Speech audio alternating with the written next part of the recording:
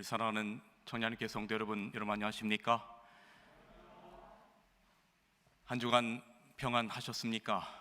오늘 주님의 전을 찾으신 우리 모든 성도들과 또 온라인을 통하여 함께 예배를 드리고 있으시는 모든 분들을 진심으로 환영합니다. 지금 6층에서는 어린이 성경학교가 진행되고 있습니다.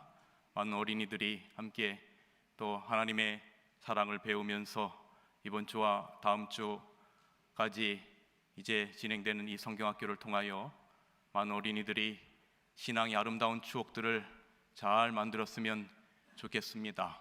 그리고 또 코로나가 다시 확산되면서 저희 교회 성도들께서 다시 코로나에 또 감염이 되어서 계신 성도들이 여러분 계신 것으로 제가 알고 있고, 또 휴가철을 맞이해서 또 먼 곳으로 출타하신 분들도 있으신 것 같습니다. 아무쪼록 이 무더운 여름 하나님께서 여러분과 함께 하셔서 늘 강건하시고 또 영적으로 지치지 않고 육체적으로 지치지 않는 우리 온 성도들이 되시기를 간절히 바라고 그렇게 기도하겠습니다. 오늘 저는 12 진주문을 통과할 예배의 백성들이라고 하는 제목으로 말씀을 드리겠습니다. 먼저 하나님의 말씀 요한계시록 21장 9절부터의 말씀을 읽어드립니다. 7 대접을 가지고 마지막 7 재앙을 담은 7 천사 중 하나가 나와서 내게 말하여 이르되, 오라, 내가 신부 곧 어린 양의 아내를 내게 보이리라 하고 성령으로 나를 데리고 크고 높은 산으로 올라가 하나님께로부터 하늘에서 내려오는 거룩한 성 예루살렘을 보이니 하나님의 영광이 그 성에 하나님의 영광이 있어 그 성의 빛이 지극히 귀한 보석 같고 벽옥과 수정같이 막더라. 12절입니다. 크고 높은 성곽이 있고 12문이 있는데 문에 12 천사가 있고 그 문들 위에 이름을 썼으니 이스라엘 자손 12 지파의 이름들이라. 동쪽의 세 문, 북쪽의 세 문, 남쪽의 세 문, 서쪽의 세 문이니 21절입니다. 그 12문은 12 진주니 각 문마다 한 개의 진주로 되어 있고 성의 길은 맑은 유리 같은 정금이더라. 아멘. 먼저 이 나라에 함께 가게 되기를 정말로 간절히 바랍니다. 우리 청량리교회 온 성도들이 이 아름다운 영광의 나라에 정말로 백성들이 되시기를 정말로 간절히 기도합니다. 하늘에 12문이 있는데 그 문이 진주로 되어 있다라고 오늘 성경은 묘사합니다. 이런 생각을 해봤습니다. 왜 하필 진주문일까? 이것이 표상이든 실제이든 간에 떠나서 왜 성경은 하늘에 12문이 있는데 그 문을 진주문이라고 표현하고 있는 것일까? 그것은 이 땅에서 진주가 되는 경험을 한 사람이 그 문을 통과한다는 의미가 아닐까라고 하는 생각을 해보게 되었습니다. 계시록 7장에 보면 구원받은 무리들이 흰 옷을 입고 손에 종려가지를 들고 하나님의 보좌 앞에서 찬양을 부릅니다. 그때 장로 중 한 명이 묻습니다. 계시록 7장 13절, 장로 중 하나가 응답하여 나에게 이르되, 이 흰옷 입은 자들이 누구며 또 어디서 왔느냐? 내가 말하기를 내 주여 당신이 아시나이다 하니 그가 나에게 이르되, 이는 큰 환난에서 나오는 자들인데 어린 양의 피에 그의 옷을 씻어 희게 하였느니라. 구속받은 자들이 이 땅에서 큰 환난을 견디고 나온 자들이라고 말하는 것입니다. 세상 역사의 마지막에 있을 영적인 선악간의 대쟁투인 야곱의 환난을 견디고 나온 자들이 통과하는 문이 바로 진주문이라고 하는 것입니다.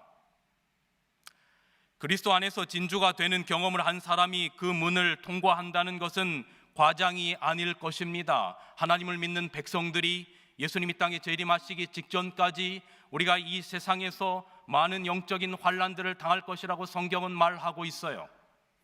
그런데 그 환난에서 나오고 그 환난에서 승리한 자들이 마침내 하나님 나라의 백성들이고, 그리고 12 진주문을 통과할 백성들이라고 하는 것입니다. 여러분이 진주가 어떻게 만들어지는지 잘 알고 계십니다. 진주 조개가 결코 진주가 좋아서 진주를 만드는 것이 아닙니다. 진주가 사람들에게는 보하지만 진주 조개 자신에게는 엄청난 고난이요 아픔입니다. 아마 진주 조개에게 선택권을 준다면 진주 조개는 결단코 진주를 만들고 싶지 않을 것입니다. 만들고 싶어서 만드는 것이 아니라 할 수 없이 만들게 되는 것입니다. 외부에서 돌조각 등 이물질들이 몸 안에 들어왔는데 그게 박혀서 아무리 그것을 뱉어내려고 해도 나오지를 않는 겁니다. 아무리 몸부림을 쳐도 나오지 않는 겁니다. 그런데 제가 오늘 말씀을 준비하면서 이 진주에 관련돼서 다시 한번 생각해 보면서, 그런데 이것이 꼭 우리의 인생 같단 말이죠. 삶의 고난 내가 원한 것도 아닌데 어느 순간 내 몸에, 내 가정에, 내 교회에 박혀서 아무리 몸부림치고 아무리 그것을 빼내려고 애써도 나오지 않는단 말이죠. 제가 좋아하는 찬양 가운데 이 찬양이 있습니다. 캄캄한 밤 사나운 바람 불 때 만경창파 망망한 바다에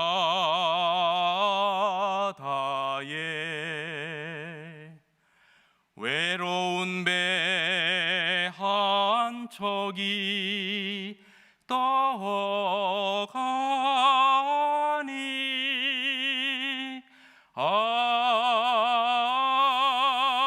위태하구나 위태하구나. 비바람이 무섭게 몰아치고 그 성난 물결 큰 파도일 때에 저 뱃사공 어쩔 줄 몰라 하니 가련하구나 가련하구나. 진주 조개가 진주를 볶는 그 과정이 어쩌면 오늘날 우리가 하늘 여행하는 과정 가운데, 하늘 가나안을 들어가는 과정 가운데 오늘날 우리의 삶 속에서 박혀버린 이물질과 같은 고난과 삶의 고통 속에서 몸부림치는 것이 꼭 우리의 인생의 모습과 같단 말이죠. 그런 육체의 가시 같은 고통의 이물질들이 매 순간마다 이 진주의 살을 파고들 때마다 이 진주는 고통스러워하면서 아라고나이트라고 하는 액으로 감싸면서 하루가 가고 한 주가 가고 한 달이 가고 한 해가 가면서 어느덧 영롱한 진주를 키워내는 것입니다. 이렇듯 우리가 하늘 진주문을 통과할 자가 되기 위해서 그리스도 안에서 환난과 고통을 겪는 것은 어쩌면 요즘 저희가 교과를 통해서 공부하는 것처럼 당연한 일인지도 모르겠습니다. 그런데 여기 우리가 진주문이라고 하는 것을 생각할 때 성경적으로 생각해 보아야 될 문제가 있습니다. 계시록 21장 21절 그 12문은 12 진주니 각 문마다 한 개의 진주로 되어 있다라고 기록하고 있어요. 모세 율법에 의하면 진주는 하나님께서 가증한 것으로 구별한 부정한 생물입니다. 레위기 11장 10절에 보면 물은 물에서 동하는 것과 물에서 사는 것, 곧 무릇 강과 바다에 있는 것으로서 지느러미와 비늘이 없는 것은 너에게 가증한 것이다 라고 말하고 있습니다. 부정한 동물에 속하는 뻘 속에 사는 하찮은 조개, 속된 것으로 하나님께서 받지 않으시는 그러한 것이라고 기록되고 있지요. 그런데 왜 하늘 진주문을, 하늘의 12문을 구속받은 자들이 통과해야 될 12문을 표상하면서 왜 하필 그 부정한 생물로 표현된 진주로 만든 12문을 통과한다라고 하는 표현을 하고 있을까? 그것도 한두 문도 아니고 12문 모두가 진주로 되어 있다라고 말하고 있습니다. 이것은 절대적인 하나님의 섭리입니다. 벌 속에 사는 하찮은 조개 같은 존재를 하나님께서 특별한 가치를 지닌 진주로 만드신다라고 하는 것입니다.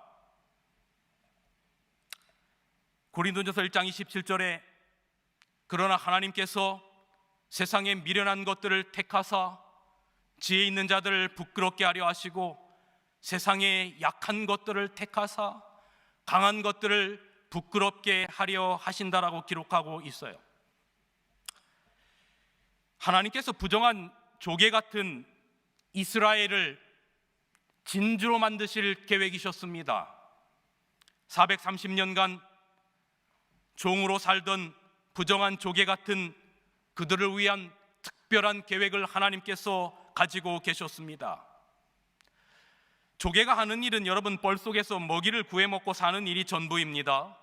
마찬가지로 이스라엘 백성이 애굽에서 430년간 그들이 한 것은 먹고 살려고 발버둥치며 노동한 일이 전부였습니다. 여기 출애굽기 2장 23절에는 이렇게 기록합니다. 이스라엘 자손은 고역으로 인하여 단식하여 부르짖으니 그 고역으로 인하여 부르짖는 소리가 하나님 앞에 상달되었다라고 기록하고 있어요. 그런데 하나님께서 이러한 노예의 삶을 그저 노역으로 먹고 사는 문제에 그들의 인생의 목표로 삼은 그들을 그냥 버려두지 아니하시고 먹고 사는 것이 전부인 그것이 그들의 인생의 목적이었던 삶을 하나님을 예배하는 삶을 위하여 탈출시키십니다. 출애굽시키십니다. 모세가 애굽왕 바로를 처음으로 만나서 이스라엘 백성들을 Let my people go, 내 백성들을 보내라고 말할 때 어떠한 이유로 내 백성들을 보내라고 말했냐면 성경은 이렇게 기록합니다. 출애굽기 5장 3절에 바로 왕이시여 우리가 사흘길쯤 광야로 가서 우리 하나님 여호와께 희생 제사 예배를 드리려 하오니 왕이시여 가기를 허락하소서라고 부탁합니다. 먹고 사는 게 인생의 목적이 되어버린 430년 종살이의 이스라엘 백성들을 출애굽의 모티브와 출애굽의 목적을 뭐라고 설명하냐면 우리의 인생이 먹고 사는 것이 전부가 아니라 하나님을 예배하는 삶을 위하여 이스라엘 백성들을 탈출시키겠다라고 하는 하나님의 계획이셨던 것입니다. 여기 부조화 선지자 263페이지에는 이렇게 기록합니다. 하나님께서는 당신의 백성들이 우상 숭배로부터 돌아서서 당신께 순결한 예배를 드리게 하심으로 당신의 성호를 영화롭게 하실 것이었다. 430년간 종살이하던 이스라엘 백성들을 향한 하나님의 목적은 그저 이 땅에서 고역으로 먹고 사는 문제에 일평생을 바치는 삶이 아니라 하나님을 예배하는 삶을 하나님께서는 계획하고 계셨던 것입니다. 그런데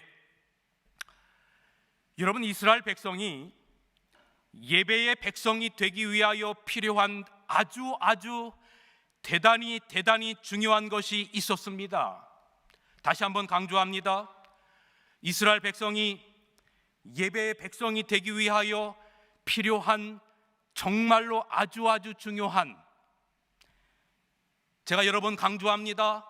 예배의 백성이 되기 위하여 대단히 중요하게 회복되어야 할 것이 있었습니다. 그것은 바로 안식일의 회복이었습니다. 그래서 이스라엘 백성들이 430년간 그저 먹고 사는 문제로 인생을 살다 보니 하나님의 언약과 안식일을 잊고 살았어요. 물론 그들 중에는 신실한 백성들도 있었고 그들은 안식일을 노예 생활 중에서도 준수하려고 했던 사람들도 있었지만 사단으로 표상된 애국 왕은 그들의 안식일 준수를 고된 노역으로 말미암아 불가능하게 만들었다라고 여기 부조화 선지자는 기록하고 있습니다. 여기 보좌 선지자 258페이지, 이스라엘 백성들은 430년 속박 중에 있는 동안 어느 정도 하나님의 율법에 관한 지식을 잊어버리고 그 교훈을 떠나 있었다. 전반적으로 안식일은 무시되었고 그들의 감독들의 가혹함이 안식일 준수를 사실상 불가능하게 만들었다. 그러나 모세는 하나님을 순종하는 일이 구원의 첫째 조건이라고 하는 것을 백성들에게 보여주었다. 안식일 준수를 회복하려는 노력을, 그러니 그 430년간 종살이하던 이스라엘 백성들 중에서도 신실한 하나님의 언약의 백성들이 있었는데, 비록 고된 노역으로 말미암아 안식일을 지킬 수 없었지만, 그러나 그들 중에도 안식일 준수를 회복하려고 노력하는 사람들이 있었고, 그 노력을 알았던 압박자들은 수많은 고된 노역을 시킴으로 말미암아 그들이 안식일을 지키지 못하도록 만들어 버렸던 것입니다. 이것은 사단의 철저한 계획이었어요. 그들의 인생이 하나님을 예배하는 인생이 아니라 그저 먹고 사는 일에만 정신이 팔려서 온 일생을 다 보내도록 하는 것이 사단의 목적이었어요. 그래서 안식일 준수를 고된 노역으로 말미암아 불가능하게 만들었던 것입니다. 그런데 여러분, 하나님께서 그들을 예배의 백성이 되기 위하여 출애굽시키고 하나님의 율법 중 가장 먼저 회복시킨 것이 바로 출애굽기 16장의 만나를 통해서 회복된 안식일이었습니다. 그래서 사실 출애굽 사건은 어떤 면에 있어서는 안식일의 회복 운동과 연관되어 있는 것입니다. 이것은 바로 출애굽기 16장의 출애굽 이 만나를 통한 안식일 회복 사건은 출애굽 후에 딱 한 달 후에 있었던 일이었습니다. 여러분 잘 아시는 이야기가 출애굽기 16장에 기록되어 있는데, 이스라엘 백성들에게 매일매일 아침마다 신선한 만나를 하늘에서 내려서 그들이 만나를 제공받았습니다. 그런데 어떤 사람이 내일은 좀 늦잠을 자기 위하여 만나를 내일 것까지 준비해 놓으면 그날 먹고 내일을 위하여 남겨둔 만나는 다 썩도록 하나님께서 섭리하셨어요. 그래서 매일의 만나를 매일 필요한 만큼만 얻도록 하나님께서 제공하셨습니다. 그런데 예외의 날이 있었습니다. 그날은 여러분이 아시는 것처럼 제 엿새째 되는 날, 그 다음에 안식일이어서 만나를 제공하지 않았기 때문에 2배의 만나를 주심으로 말미암아 이 만나 제도를 통하여 그들이 안식일을 기억하도록 하신 것입니다. 어떤 사람이 6째 날도 그냥 보통 때처럼 그날 먹을 만나만을 준비했는데 제 7일째 나가보면 만나가 내렸습니까? 안 내렸습니까? 내리지 않았어요. 그래서 그날은 굶을 수밖에 없었던 것입니다. 그리하여 그 제도를 통하여 안식일에 대하여 430년간 잊어버린 이스라엘 백성들이 출애굽하자마자 가장 첫 번째로 하나님께서 그들에게 너희는 예배의 백성이라고 하는 표징으로 주신 것이 바로 만나를 통한 안식일 회복이었습니다. 출애굽기 16장 26절, 엿새 동안은 너희가 그것을 거두되 7째 날은 안식일인즉 그날에는 없으리라 하였으나 7째 날에 백성 중 어떤 사람들이 거두러 나갔다가 얻지 못한지라 여호와께서 모세에게 이르시되 어느 때까지 너희가 내 계명과 내 율법을 지키지 아니하려느냐? 볼지어다 여호와가 너희에게 안식일을 주므로 엿새 날에는 이틀 양식을 너희에게 주는 것이니 너희는 각기 처소에 있고 7째 날에는 아무도 그의 처소에 나오지 말지어다. 그러므로 백성이 7째 날에 안식하시하니라. 그렇게 기록하고 있어요. 여러분, 여기 29절에 엿새째 날 2배를 준다라고 하는 것은 여러분 이 거룩한 안식일 주의전을 찾기 위하여 여러분이 이 안식일의 생업을 다 그만두시고 오늘 이 자리에 오면 우리의 생각은 그저 손해를 보는 것밖에 기억이 나지 않을 수 있습니다. 그러나 안식일을 우리가 구별한다라고 하는 것은 하나님께서 그날을 여러분의 삶을 책임지실 거라고 하는 보증이 바로 출애굽기 16장 29절에 기록되어 있는 것입니다.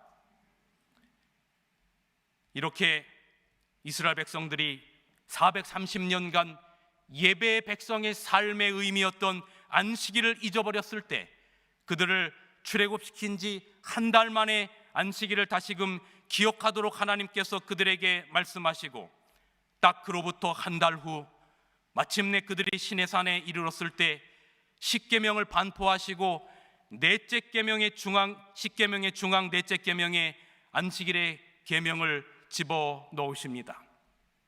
안식일을 기억하여 거룩히 지키라. 엿새 동안은 힘써 내 모든 일을 행할 것이나 제7일 너희 하나님 여호와의 안식일은즉 너나 내 아들이나 내 딸이나 내 남종이나 내 여종이나 내 육축이나 내 문 안에 유하는 객이라도 아무 일도 하지 말라. 이는 엿새 동안에 나 여호와가 하늘과 땅과 바다와 그 가운데 모든 것을 만들고 제7일에 쉬었음이라. 그러므로 나 여호와가 안식일을 복되게 하여 그날을 거룩하게 하였느니라. 아멘. 여러분, 이게 무슨 의미입니까? 안식일을 기억하여 거룩히 지키라고 한 것은 하나님의 백성들의 인생의 목표가 그저 먹고 사는 뻘 속의 조개와 같은 삶이 아니라 창조주 하나님을 경배하는, 예배하는 존재로 만드시려고 하는 하나님의 놀라운 섭리가 들어있는 것입니다. 피조물인 우리가 조물주인 창조주 하나님께 드릴 수 있는 가장 큰 영광은 바로 예배의 삶입니다. 그래서 우리의 매일의 삶이 예배의 삶이 되어야 하는데 현실적으로 일상에서 먹고 사는 문제에 힘쓸 수밖에 없습니다. 너희들이 일주일 내내 예배만 드리라고 하면 여러분이 어떻게 사시겠습니까?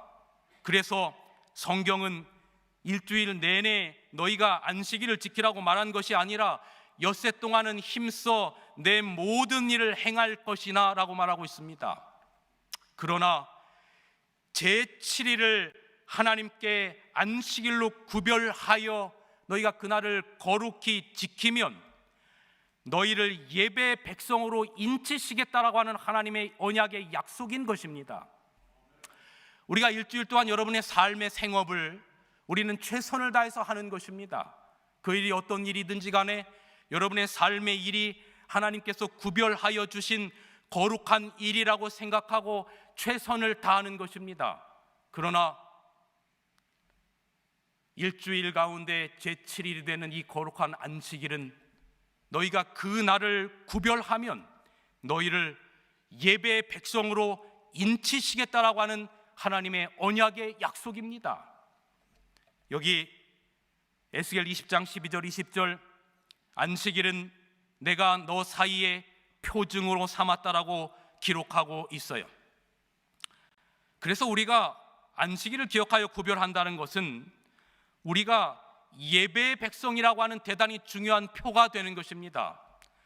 그저 이스라엘 백성들처럼 먹고 사는 문제에만 우리의 온 인생을 다 쏟다가 그저 흙으로 아무런 소망 없이 돌아갈 백성들이 아니라 엿새 동안은 힘써 우리의 일을 하지만 안식일은 하나님 앞에 거룩히 구별한다는 것은 우리가 하나님 앞에 예배의 백성이라고 하는 대단히 중요한 표가 되는 것입니다.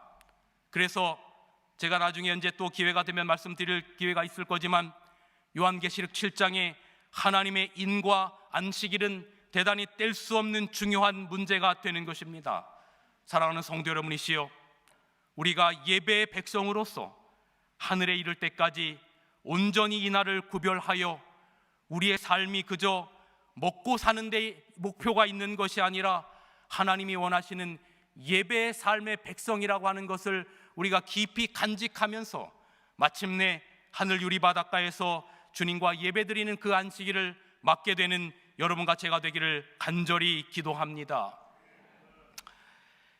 신약 성경에도 이스라엘 백성들, 구약의 백성들처럼 하나님의 은혜로 부정한 조개 같은 한 사람이 진주를 품은 예배의 존재가 된 많은 사람들 가운데 한 사람이 바로 사도 바울입니다. 하나님께서 사울을 진주로 삼기로 계획하셨습니다. 예수 믿는 자들을 핍박하기 위하여 다메섹으로 가던 사울을 하나님께서 만나십니다. 다메섹에 있던 아나니아라고 하는 제자에게 그 사울은 내 이름을 이방인과 임금들과 이스라엘 자손들에게 전하기 위하여 택한 나의 그릇이다라고 말합니다. 그런데 여러분, 예수님을 만난 그 이후로부터 사도 바울에게는 육체적인 고통이 있었습니다. 성경 고린도서 12장 7절은 사도 바울이 그것을 뭐라고 표현했냐면 육체의 가시 혹은 사단의 사자를 나에게 주셨다라고 말하고 있습니다. 그 이유를 내가 너무 많은 계시를 보았기 때문에 내가 자만해질까 봐 자만하지 않도록 나에게 육체의 가시를 주었다라고 성경 사도 바울은 그렇게 기록하고 있습니다. 그런데 여러분, 이 육체의 가시가 얼마나 고통스러웠는지 이 고난의 가시를 없애달라고 하나님 앞에 간절히 바울은 기도합니다. 고린도서 12장 8절, 이것이 내게서 떠나기 위하여 내가 주께 3번 간구하였다라고 기록합니다. 여러분, 사도 바울이 누굽니까? 정말로 위대한 복음 사역자입니다. 그런데 그가 하나님 앞에 기도했으면 하나님께서 들어주실 만합니까? 안 합니까? 하겠지요. 그런데 주님께서 뭐라고 말씀하셨냐면 이렇게 말씀하셨어요. 고린도서 12장 9절, 내게 이르되 내 은혜가 내게 족하도다. 이는 내 능력이 인간의 강한 데서 오는 것이 아니라 약한 데서 온전하여 짐이다 라고 그렇게 기록하고 있습니다. 사도 바울이 예수 그리스도를 다메섹 가는 도중에 그가 만나고 그가 가졌던 그 육체의 가시가 무엇일까? 많은 학자들이 여러 가지 이야기를 하지만 사도행전 9장 3절에 보면 그가 다메섹 가는 도상에 갑자기 강력한 빛이 사도 바울과 그의 일행들을 비추었습니다. 그래서 그 일로 말미암아 사도행전 9장 9절에 보면 그가 사흘간 빛을 보지 못했다고 기록하고 있어요. 이것은 예수님께서 무덤 가운데 사흘 동안 있었던 것과 대단히 중요한 비슷한 표상입니다. 그리고 사흘이 지나고 난 다음에 그의 눈이 떠졌는데 사도행전 26장 13절에 보면 그가 나중에 아그리빠 왕에게 자신이 어떻게 예수님을 만나게 되었는지를 고백할 때에 사도행전 26장 13절에 보면 뭐라고 표현하고 있냐면 태양보다도 더 밝은 빛이 자기에게 비추었다라고 고백하고 있습니다. 그렇다면 그가 가졌던 그 육체의 가시 사단의 사자는 무엇일까? 여기 엘렌 화이트는 이렇게 기록하고 있습니다. 바울은 육체적인 고통이 있었다. 그것은 그의 시력이 나쁜 것이었다. 그는 열렬한 기도로 고칠 수 있으리라고 생각하였지만 주님이 가지신 목적은 따로 있었다. 그리고 그분은 바울에게 말씀하시기를 이 문제로 내게 더 이상 말하지 말라. 내 은혜가 내게 족하도다라고 하셨다. 여러분, 이상하게도 하나님을 믿는 사람들에게 가시가 있어요. 육체의 가시가 있어요.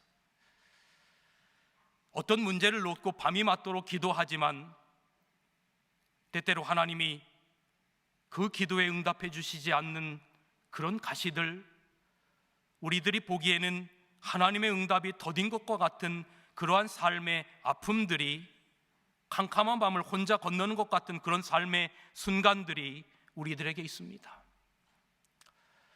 어떤 문제를 놓고, 우리의 육체의 병을 놓고, 우리의 많은 것들을 놓고, 그 문제들을 놓고 하나님 앞에 간절히 기도하고 때로는 눈물을 적시면서 기도하지만, 하나님의 말씀에 의하여 기도하지만 그것들이 여기 사도 바울처럼 우리의 삶 속에서 그렇게 쉽게 응답이 오지 않는 것 같은 경우들이 우리는 대단히 많이 경험합니다. 그러나 여러분, 이러한 것들이 우리를 불행하게 하고 슬프게 만드는 것이 아닙니다. 우리가 기억합시다. 이것들은 마침내 우리를 진주로 만드시려고 하는 진주값이구나. 가시가 있는 곳에 진주가 만들어지는 겁니다. 하나님의 백성을 만들려고 하는 예배의 백성으로 만들려고 하는 겁니다. 어쩌면 우리가 그 아픔이 없었다면 우리는 지금도 내 주먹을 믿고 내 힘을 믿고 나의 능력만을 믿고 살았을지 모릅니다. 그러나 때때로 내가 계획하는 것이, 내가 기도하는 것이 이루어지지 않았을 때 우리는 절대적인 존재자인 하나님을 찾으며 그 하나님 앞에 굴복하며 마침내 예배의 백성으로 삼으려고 하는 하나님의 놀라운 섭리가 우리들에게 있다라고 하는 생각을 우리가 믿음으로 갖게 되기를 간절히 기도합니다. 그저 흙과 같은 우리가 진주를 생산하는 진주조개가 된다라고 하는 것은, 마침내 하늘 12 진주문을 걷게 하시겠다라고 하는 것은 놀라운 하나님의 은혜인 것입니다. 그래서 사울이 그 진주값을 치르고 그가 마침내 그도 이스라엘 백성들처럼 진정으로 예배하는 존재가 되는데, 그 고백이 바로 로마서 12장 1절과 2절의 고백입니다. 그러므로 형제들아, 내가 하나님의 모든 자비하심으로 너희를 권하노니 너희 몸을 하나님이 기뻐하시는 산 제사로 드리라. 이는 너희의 드릴 영적 예배니라. 너희는 이 세대를 본받지 말고 오직 마음을 새롭게 함으로 변화를 받아 하나님의 선하시고 기뻐하시고 온전하신 뜻이 무엇인지 분별하도록 하라.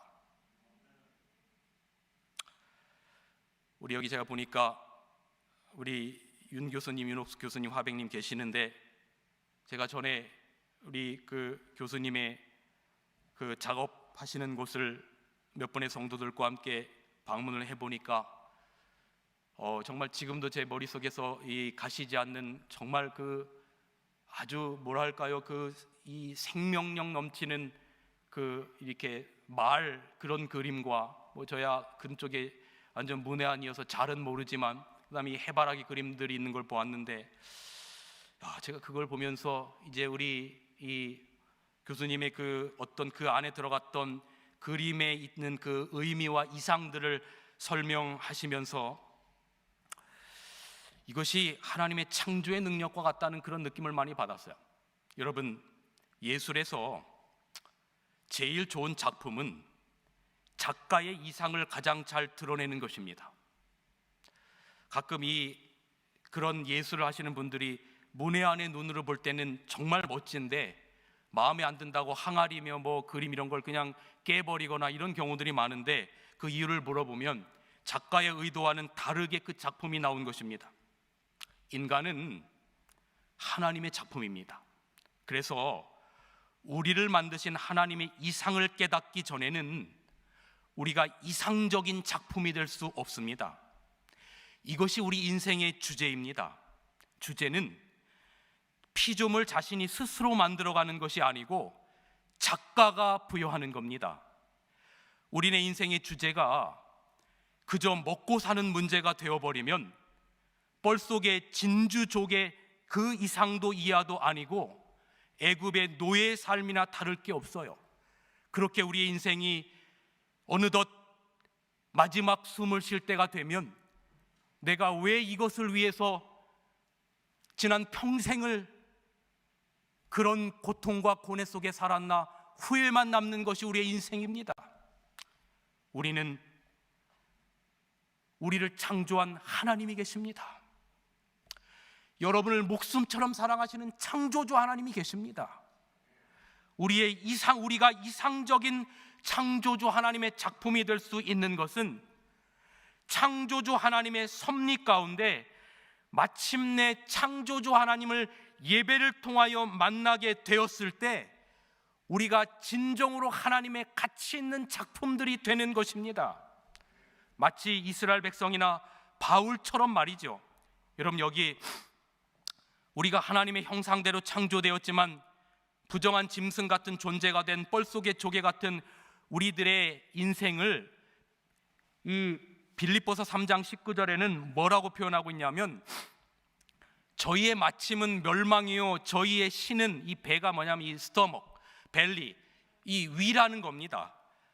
그저 우리의 인생이 하나님 없는 예배의 삶이 아니라 그저 안식일도 잊어버린 채 온 세상에 먹고 사는 문제에만 정신이 팔려서 살면 우리의 마침은 그저 한 줌의 흙으로 돌아가는 그 이상도 이하도 아니요, 우리의 이 땅에서 인생의 신은 그저 우리의 배를 위함밖에 안 된다라고 성경은 선포하고 있어요. 우리가 그런데 여러분, 창조주 하나님을 예배하는 존재로 바뀌었다라고 하는 것을 저는 오늘 여러분들이 증명한다라고 생각합니다. 한 주가 세상에서 먹고 사는 문제로 정신없이 살다가 이건 하나님의 뜻입니다. 엿새 동안은 힘써 내 모든 일을 행할 것이나, 여러분이 그렇게 정신없이 살다가 이 제7일 안식일에 주의 전을 여러분들이 찾았다라고 하는 것은 여러분의 모든 생업들을 뒤로 한 채 여러분이 거룩한 안식일을 구별하여 그 먼 곳에서 이 더위를 다 물리치고 이 자리에 앉아 계신다라고 하는 것은 여러분의 인생의 주제가 더 이상 먹고 사는 문제가 아니라고 하는 것을 여러분이 직접 몸으로 증명하신 겁니다. 왜냐하면 우리의 시민권이 하늘에 있다라고 하는 것을 여러분들께서 보여주신 것이기 때문에 그렇습니다. 여러분, 저와 함께 빌립보서 3장 20절 좀 큰 소리로 같이 읽어주시겠습니까? 오직 우리의 시민권은, 시작.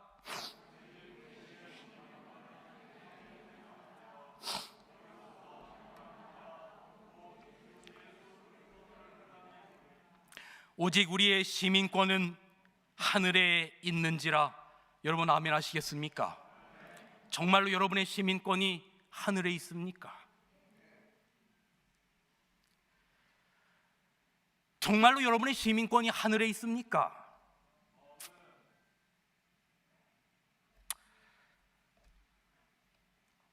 오늘 아침 새벽 일찍 일어나서 말씀을 다시 한번 정리하는데, 저와 함께 같이 단톡방에서 서로 의견을 나누는 몇 분의 목사님들이 있는 단톡방이 있는데, 그중 한 목사님이 한 열흘 동안 필리핀으로 휴가를 다녀오셨는데, 그곳에 휴가를 가셔서 찍어온 사진을 아침 단톡방에 보내주셨어요. 여기 울트라 게스라고 하는, 우리로 말하면 주유소인데, 필리핀 민다나오 재림교인이 운영하는 주유소인데, 여기에 이렇게 기록이 되어 있어요. To our valued customers, 우리의 존귀한 귀한 고객분들에게, 그 다음에 뭐라고 기록하고 있냐면, 울트라 게스 fuel station is closed every Saturday. 울트라 가스 주유소는 매 안식일, 매 토요일을 문을 닫습니다. 왜냐하면 We are Sabbath keepers, 우리는 안식일을 준수하는 사람이기 때문에 그렇습니다. 참 귀한 백성입니다. 사랑하는 성도 여러분, 우리의 시민권이 정말로 하늘에 있습니까? 말은 우리의 시민권은 하늘에 있는데, 우리의 시민권은 그저 이 땅에 있는 것은 아닙니까? 우리의 하늘의 시민권을 기다리는, 재림을 기다리는, 예배하는 남은 백성으로 이 땅에 주님 오실 때까지 굳건히 서게 되시기를 간절히 기도합니다. 사도 바울도 안식일을 준수하는 백성이었어요. 사도행전에 보세요. 제가 지난 6주 전도회 때 말씀드린 것처럼 매 안식일에 거룩한 안식일을 구별한 성경절들이 얼마나 신약 성경에 많이 기록되어 있는지 몰라요. 사도 바울이 예배의 백성이라고 하는 징표로 안식일을 준수하는 백성으로 있었지만, 그도 여전히 육체의 가식 가운데, 고통 가운데 있었어요. 그걸 제해달라고 하나님 앞에 기도했지만 내 은혜가 내게 족하다라고 하는 그런 상황 가운데, 그러나 그는 믿음 가운데 살았어요. 사랑하는 여러분이시여, 우리가 하나님을 예배하는 백성으로 안식일을 구별하면서 믿음 가운데 살아가지만, 때때로 여러분의 삶 속에 아픔과 가시와 고난이 있다 하더라도 여러분, 그것이 하나님이 여러분과 함께하지 않으신다는 증거가 아님을 기억하시기를 간절히 바랍니다. 사도 바울은 그렇게 이 땅에서 예배하는 백성으로 다메섹 가는 도중에 예수님을 만나고 살다가 마침내 자신의 영광스러운, 자신의 몸이 영광스러운 몸으로 될 그날을 기다리는 사람으로 살았어요. 점점점 후패하는 몸이 영광스러운 새 몸으로 변할 것을 굳게 믿었습니다. 여러분, 이 장엄한 고백을 들어보십시오.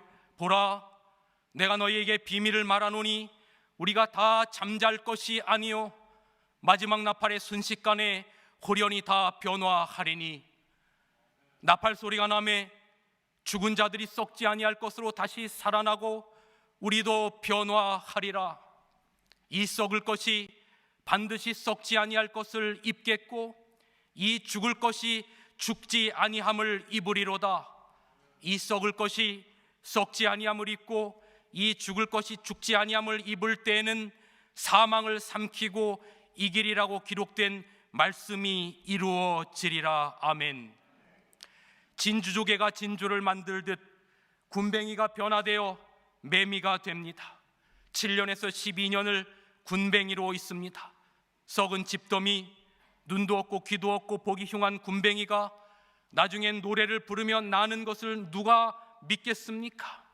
홀연히 변화된 몸으로 날아서 숲속에서 바이올린을 연주하는 존재가 되는 겁니다. 이런 창조주 하나님이 우리의 몸을 마침내 영광스러운 몸으로 바꾸실 것입니다. 하늘에 검은 고가 있어요. 하늘 생명 강가에서 우리는 구원의 노래를 부르도록 마침내 오케스트라에 가담하도록 하실 것입니다. 그리고 마침내 그 12 진주문을 이 땅의 환란을 통과하고 난 여러분과 저를 통과하게 하실 것입니다. 이 땅에서 그리스도의 십자가의 피로 자신을 씻고 안식일에 예배하는 삶을 살아가는 예배한 승리한 백성들이 마침내 승리의 노래와 모세와 어린 양의 노래를 부르게 될 것입니다. 바울은 이 희망 속에서 삶의 목표를 정한 것입니다. 비록 육체의 가시는 없어지지 않았지만, 그가 마지막 감옥에 갇혔지만 그는 진주문을 통과할 목표를 정한 것입니다. 내가 이미 얻었다함도 아니요 온전히 이루었다함도 아니라 오직 내가 그리스도 예수께 잡힌 바 된 그것을 잡으려고 달려가노니 형제들아, 나는 아직 내가 잡은 줄로 여기지 아니하고 오직 한 일, 즉 뒤에 있는 것은 잊어버리고 앞에 있는 것을 잡으려고 표대를 향하여 그리스도 예수 안에서 하나님이 위해 부르신 부름의 상을 위하여 달려가노라. 목표를 정한 다음에 바울은 예배의 백성으로 영광을 향하여 달려갑니다. 그리고 말하기를, 그러므로 나의 사랑하는 자들아, 그러므로 나의 사랑하는 청량리 교회 성도들아, 그러므로 나의 사랑하는 남은 백성들아, 너희가 나 있을 때뿐 아니라 더욱 지금 나 없을 때도 항상 복종하고 두렵고 떨림으로 너희의 구원을 이루라. 이스라엘 백성이 출애굽하고 구원이 거기서 끝나지 않았어요. 가나안까지 가야 하는 겁니다. 바울도 다메섹에서 그리스도를 만나고 구원이 거기서 끝났다고 말하지 않아요. 달려간다라고 진행형으로 말합니다. 두렵고 떨림으로 너의 구원을 이루라고 말합니다.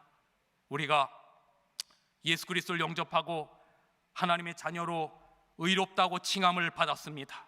그리고 우리는 매 안식일에 예배의 백성으로 평생을 과업으로 표대를 향하여 달려가는 것입니다. 그리고 마침내 영광스러운 재림의 그날 그 아침, 하늘 유리바닷가에서 새하늘과 새 땅에서 우리 주님의 말씀을 듣는 첫 안식일의 감격을 누리게 될 것입니다.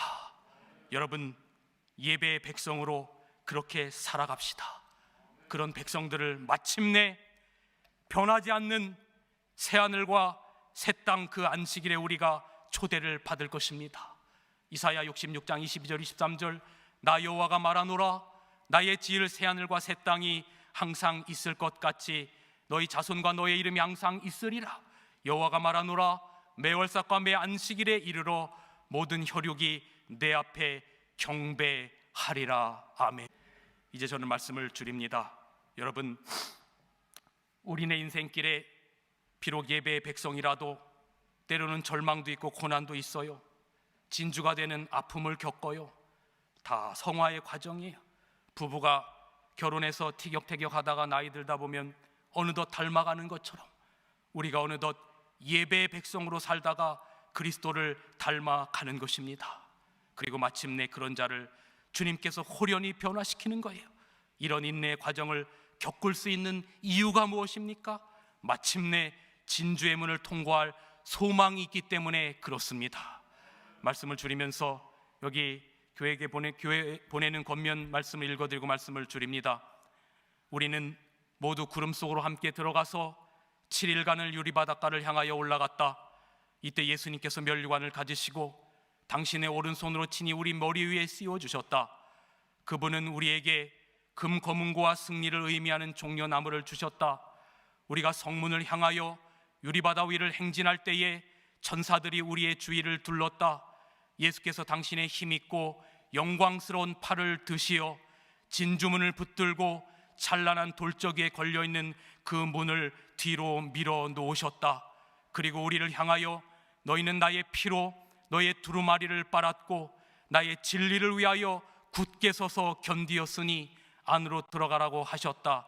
우리는 모두 안으로 행진하여 들어갔으며 우리는 그 도성에 떳떳이 들어갈 권리가 있는 것처럼 느껴졌다.